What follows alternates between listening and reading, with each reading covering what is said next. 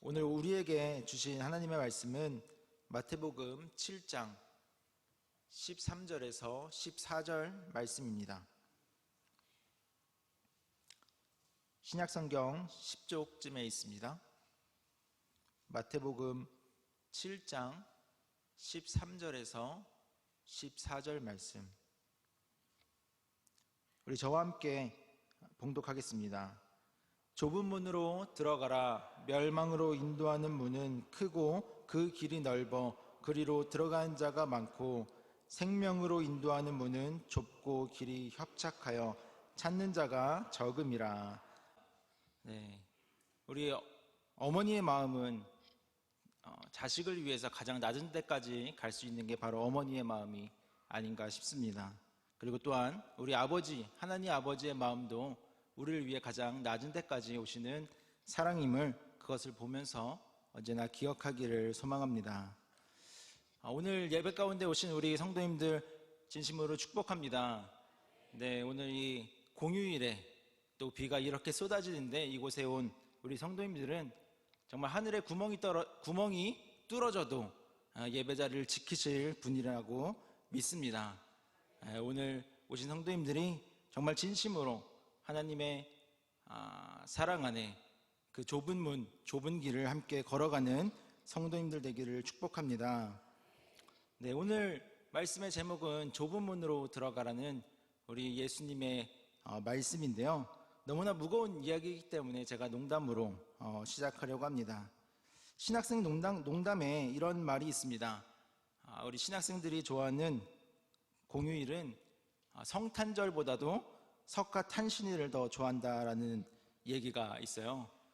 왜냐하면 성탄절은 공연도 준비하고 또 예배 준비까지 해서 녹초가 돼서 우리 교회에 와야 되지만, 석가탄신일은 교회에서 아무것도 하지 않기 때문입니다. 쉬는 건 참 좋죠. 그러나 그렇다고 해서 예수님보다 석가모니가 더 좋을 수는 없겠죠. 우리가 생명으로 가는 길이 되시는 예수님을 언제나 선택하는 우리가 되기를 소망합니다. 얼마 전에 뉴스를 보는데 이런 뉴스가 있었습니다. 인도네시아의 한 공항에 실종된 여성의 시신이 3일 만에 발견됐습니다. 공항이 그 실종 신고를 받고 3일 동안 찾다가 그 여성의 시신을 엘리베이터에서 찾았습니다. 그 CCTV를 영상을 공개했는데요. 이 엘리베이터에서 추락한 시신을 발견한 건데, 그 여성이 엘리베이터의 문을 탔습니다. 그리고 엘리베이터에서 열심히 휴대전화에 집중해서 무언가를 하고 있었습니다. 2층에 도착을 해서 그 여성의 뒤에 있는, 앞뒤로 문이 있는 엘리베이터였던 것 같아요. 그래서 뒤에 있는 문이 열렸는데 휴대전화를 보고 있는 그 여성은 뒤에 문이 열린 줄 모르고 왜 문이 열리지 않지 하고서는 다시 문 열리는 버튼을 막 눌렀는데 또다시 뒤에 있는 문은 열리지만 그 여성이 그것을 발견하지 못하고 문이 안 열렸다고 생각하고 비상 버튼을 누르고 앞에 있는 엘리베이터 문을 강제로 연 거예요.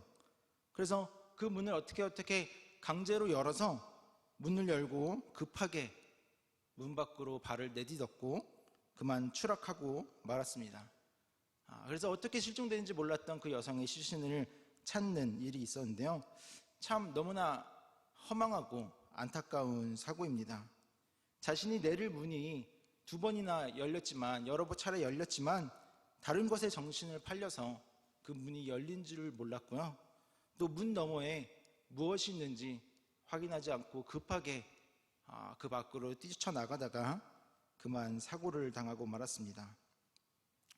오늘 우리가 함께 읽은 말씀에서 예수님은 우리에게 2가지 문을 소개합니다.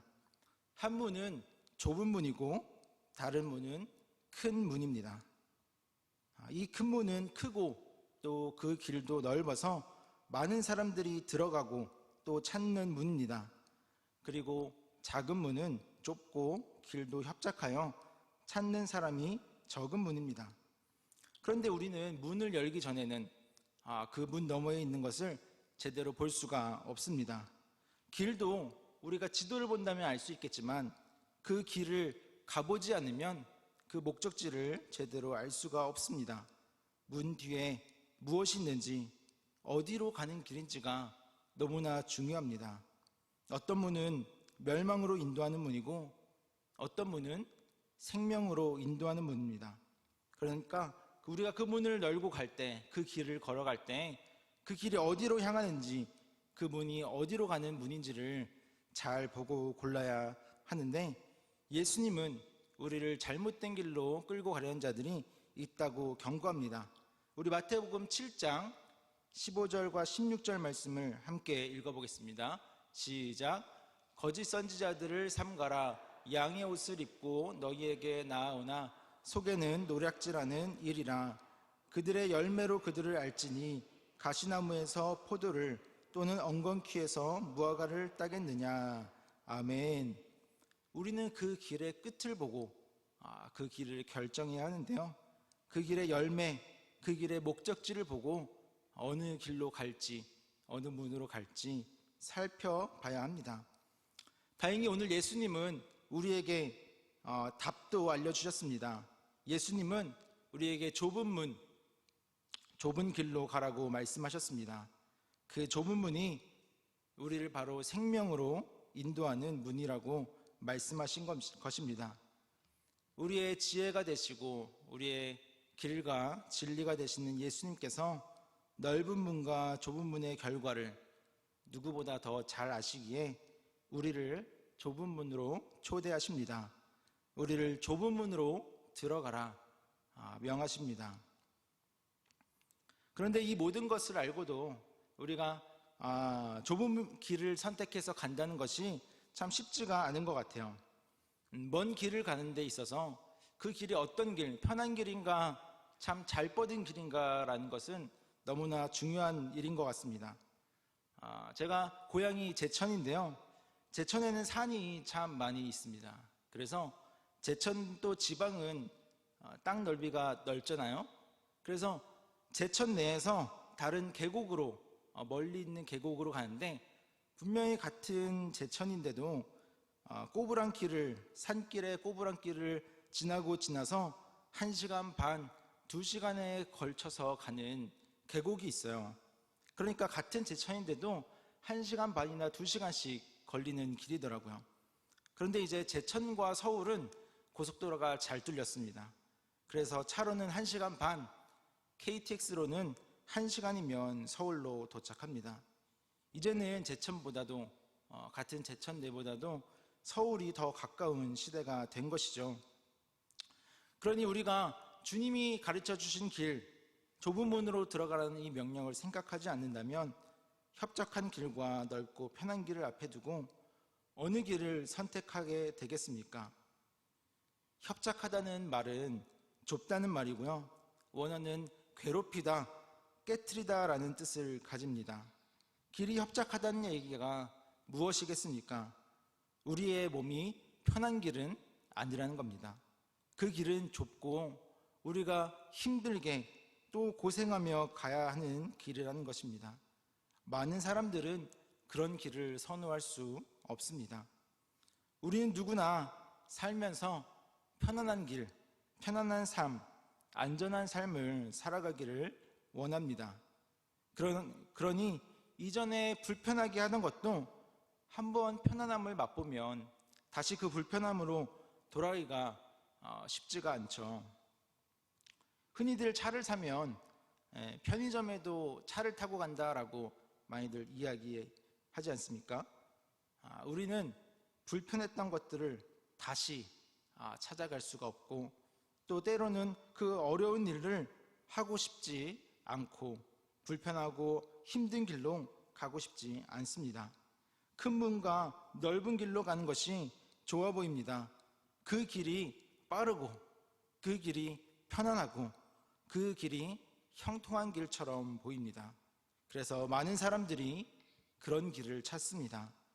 그러나 그 문은, 그 길은 구원과 생명을 주시는 예수님과 관계가 없는 멸망에 이르는 길입니다.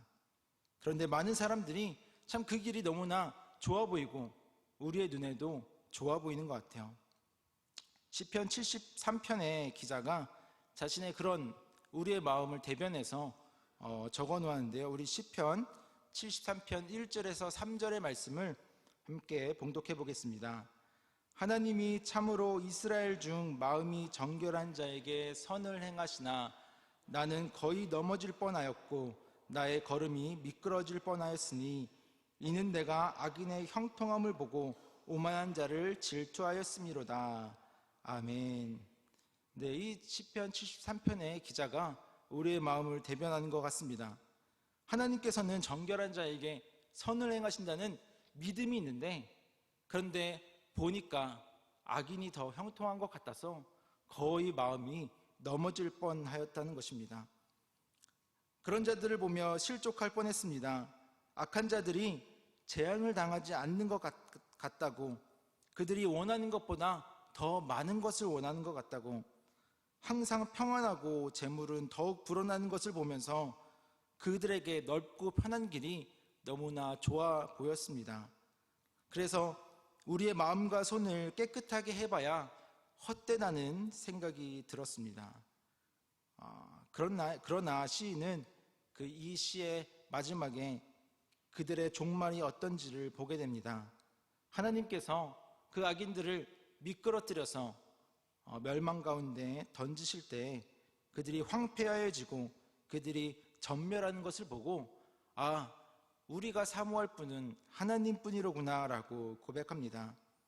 그러니 우리는 이 시편의 기자의 관찰을, 고백을 닮아서 우리가 겉으로 보이는 대로 정말 악인의 길이 형통한 길인가, 정말 편한 길을 가는 것이 옳은가 라는 고민 가운데 쉬워 보인다고, 편해 보인다고 그 길을 선택하는 것이 아니라 때로는 어렵고 때로는 불편하고 때로는 초라해 보일지라도 예수님께서 말씀하신 그 좁은 길, 좁은 문을 선택하기를 바랍니다. 그 길 끝에 생명이신 예수 그리스도께서 있는 줄 믿습니다. 그렇다면 우리가 걸어가야 할 그 좁은 문, 좁은 길은 어떤 길일까요? 그 길은 첫 번째는 십자가를 지고 가는 길입니다. 우리 마태복음 16장 24절의 말씀을 함께 봉독해 보겠습니다. 이에 예수께서 제자들에게 이르시되 누구든지 나를 따라오려거든 자기를 부인하고 자기 십자가를 지고 나를 따를 것이니라. 아멘. 네, 우리 예수님이 가시는 길은요, 홀로 가시는 길이 아니었습니다. 참 많은 순간에 예수님은 사람들에게 또 제자들에게 나를 따르라 라고 말씀하셨던 것을 보게 됩니다. 그리고 주님께서는 이 말씀을 통해서 나를 따라오려거든 자기를 부인하고 자기 십자가를 지고 나를 따르라고 말씀하셨습니다. 우리 예수님을 따르는 길은 바로 자기를 부인하는 길입니다. 편한 인생, 편한 삶, 자기 목숨과 자기 한 몸을 위해서 살아가는 것이 아니라 십자가를 지고 때로는 박해받고 험하고 좁은 길을 가는 것도 바로 예수님을 따르는 길입니다. 예수님은 하나님의 사랑을 증거하고 생명을 주시기 위해서 십자가를 지셨습니다. 그리고 그 십자가의 길이 바로 우리에게 생명의 길이 되었습니다. 그러니 우리는 주님의 그 십자가의 길을 함께 따라가는 자들이 되기를 바랍니다. 이 십자가의 길이 바로 우리의 하나님의 또 교회의 자랑이기 때문입니다. 예수님을 따르던 초대교회는 예수님만 아니라 예수님의 제자들도 극심한 박해를 받고 또한 많은 순교자가 나왔습니다. 초대교회는 사실 순교의 역사를 가졌습니다. 사도행전에 나오는 것처럼 많은 박해를 받았고 또 로마 시대의 황제들에게서 심한 박해를 받고 많은 사람들이 순교했습니다. 그렇게 약 250년 동안 박해를 받고 또 많은 사람들이 죽임을 당했는데, 그러나 교회는 무너지지 않고 하나님을 믿는 믿음의 사람들도 끊기지 않았습니다. 로마의 카타콤과 같은 지하 무덤에서 여전히 사람들은 모여서 하나님을 예배했고요. 동굴교회에서 지하에서 빛을 보지 못하면서도 이들은 믿음을 지켰습니다. 그리고 이 박해받는 길, 십자가의 길을 끝까지 걸어가며 이 좁은 길을 걸어간 크리스천들이 비록 그들의 수는 적었지만 그 믿음의 길로 결국 로마가 정복당하고 또한 하나님을 믿는 믿음이 인정받게 되었습니다.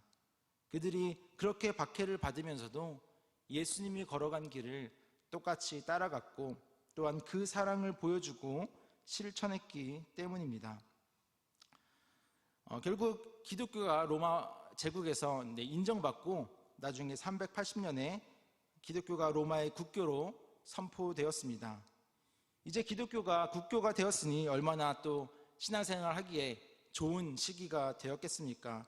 많은 사람들이 교회로 몰려왔고 많은 귀족들이 많은 지체 높은 사람들이 교회로 몰려왔습니다.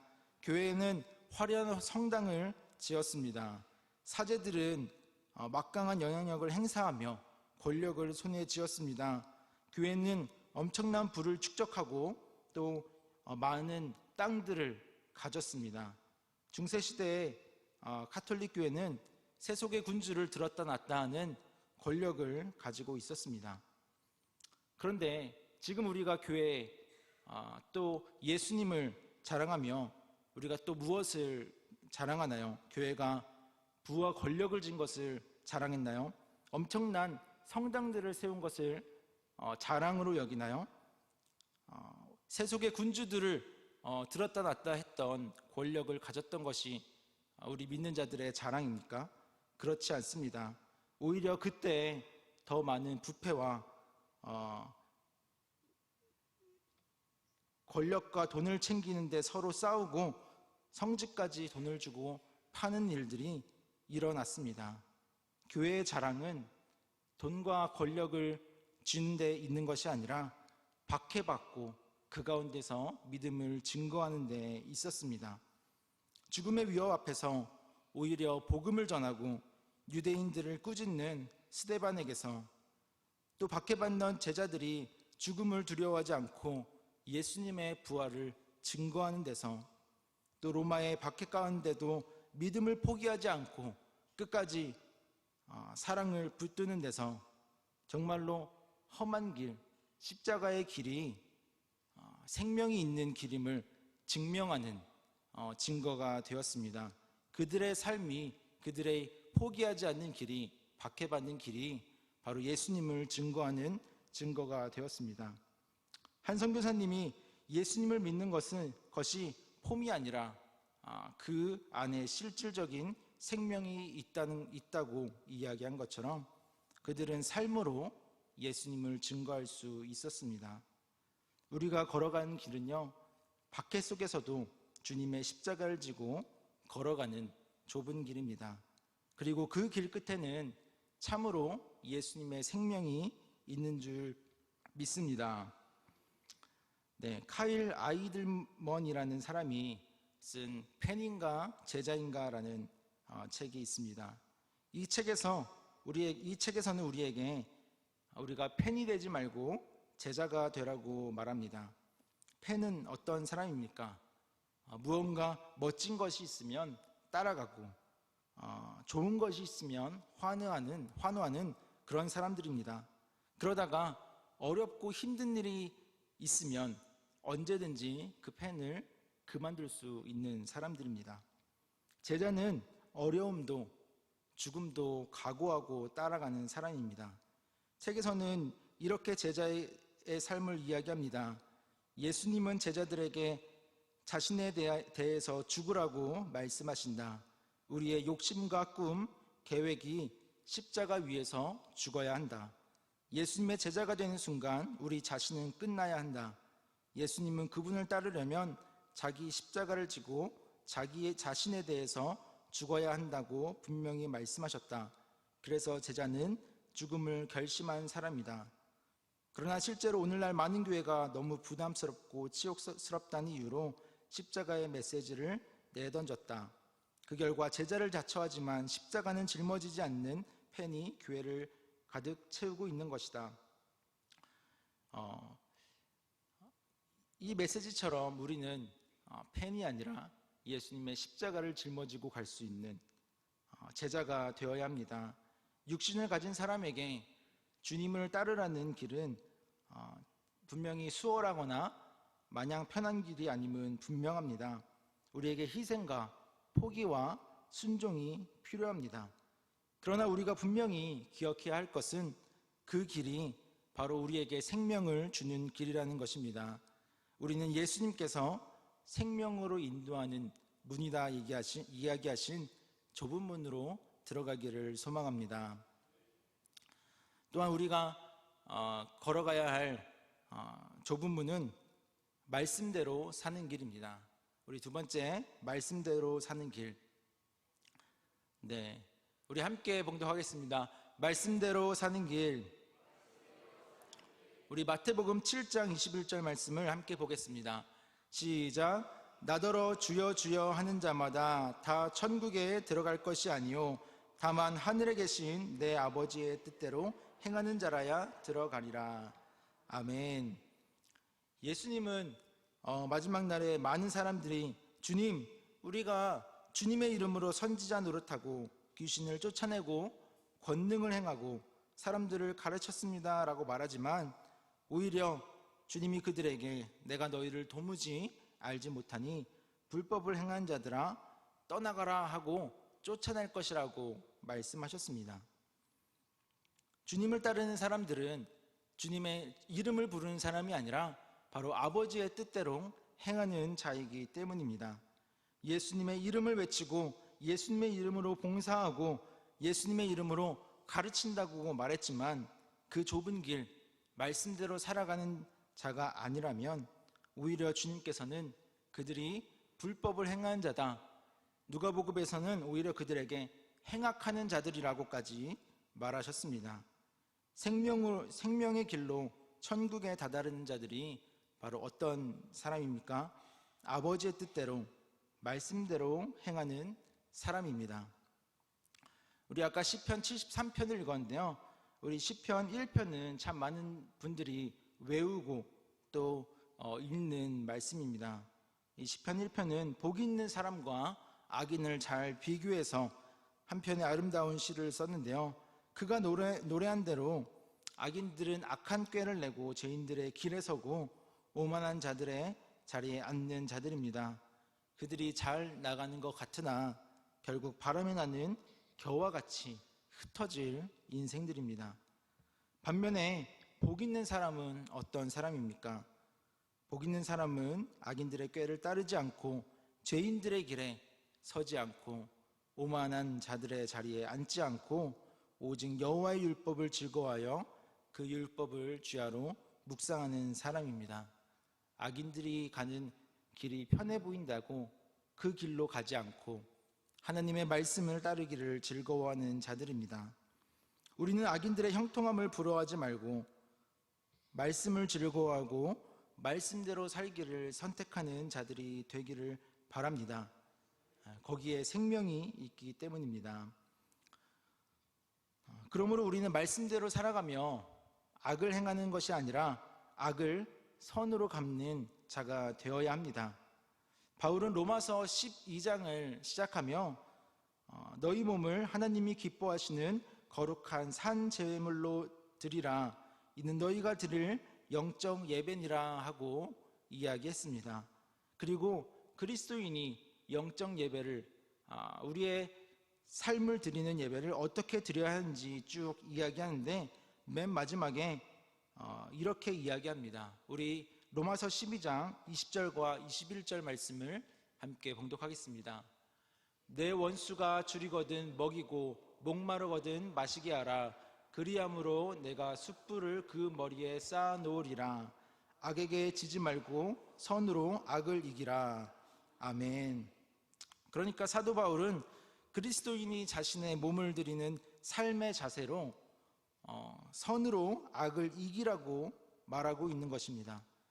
좁은 문, 좁은 길로 가는 것은 저 넓은 길 멸망으로 가는 악인들을 부러워하는 것이 아니라, 또 그들과 똑같이 악으로 살아가는 것이 아니라, 그들에게 악으로 되갚아주는 것이 아니라 선으로, 사랑으로 갚아주는 말씀대로 살아가는 길을 가는 것입니다. 예수님은 십자가에 달려서 조롱하는 자들에게 아버지, 저들을 사하여 주옵소서, 자기들이 하는 것을 알지 못함이니이다 하고 기도했습니다. 그리고 그 사랑으로 우리가 생명을 얻었습니다. 또 스데반은 순교하는 장면 가운데 자신에게 돌을 던지는 자들을 향하여서 자기가 죽게 된 것을 돌을 던진 사람의 죄로 돌리지 말아달라고 기도했습니다. 돌에 맞아 죽는 그 순간 스데반에게 돌을 던진 사람은 원수였을 것입니다. 그런데도 그는 자기가 죽어도 원수들에게 그 죄를 돌리지 말라고 그들을 위해서 기도했습니다. 그리고 바로 그 자리에 바울이 있었습니다. 물론 이때 바울은 그리스도인은 전혀 아니었습니다. 그러나 그가 이후에 예수님을 만나게 되었습니다. 그리고 그가 많은 자들을 하나님께로 돌이키는 자가 되었습니다. 그야말로 스데반은 선으로 악을 이겨서 참된 승리를 거둔 것입니다. 주님께서는 좁은 문으로 들어가라, 또 좁은 문으로 들어가기를 힘쓰라 라고 우리에게 말씀하십니다.